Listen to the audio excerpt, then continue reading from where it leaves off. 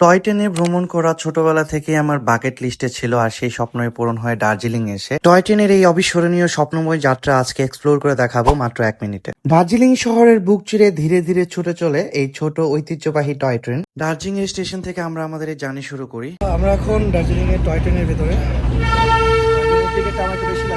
দার্জিলিং এর অন্যান্য অ্যাডভেঞ্চার রাইডের তুলনায় টয় ট্রেনের টিকিট প্রাইসটা আমার কাছে একটু বেশি লেগেছিল, প্রায় 1000 রুপি, বাংলাদেশি টাকায় 1200 টাকার মতো। বিলিভ মি গাইস, দার্জিলিং এর এই টয় ট্রেন জার্নিতে আপনার যে অভিজ্ঞতার মেমোরি হবে তা আপনি সারা জীবনেও ভুলতে পারবেন না। আর টয় ট্রেন থেকে আপনি একদম 360 ডিগ্রি ভিউ পাবেন।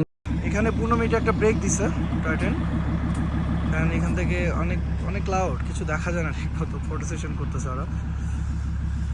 এখানে কিছু ছবি তুললাম আমিও। আছে এখানে ইন্ডিয়া পতাকা টাঙানো,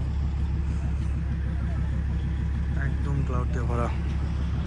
পুরোটা টয় ট্রেন একদম ট্রান্সপারেন্ট ছিল, গ্লাস করা, চারপাশ থেকে সব দেখা যাচ্ছিল। 2টা স্টপেজ দেয় তারা।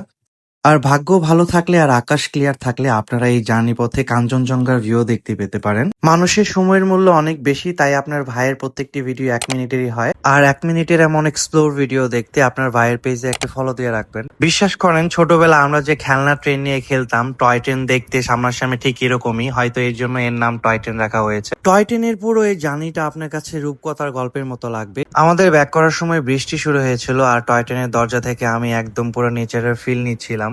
তো আজকে ভিডিওটি এই পর্যন্তই। ভিডিওটি ভালো লাগলে অবশ্যই কমেন্ট করে জানাবেন। ভালো থাকবেন সবাই, আল্লাহ হাফেজ।